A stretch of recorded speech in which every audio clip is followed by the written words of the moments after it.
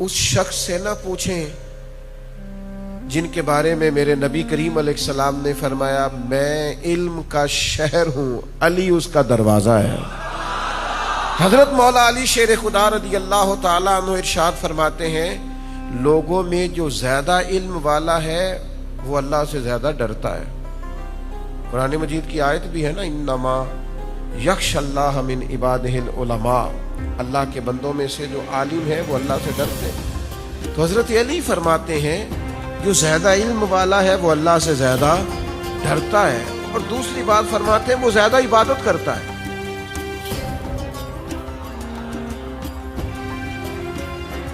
ये कह के मुस्ताहबी है ना, मैं तो सारा दिन एक ही के काम ही करता रहता हूँ, नफल ही है ना जी। फरमाया जो आलिम होता है वो ज्यादा अल्लाह से डरता है, इबादत ज्यादा करता है और हर वक्त अपने रब की रिजा का तालिब रहता है। यब्तगून फदलम मिनल्लाह व रिदवाना, अल्लाह का फजल और उसकी मर्जी तलाश करता, ये इल्म की पहचान है।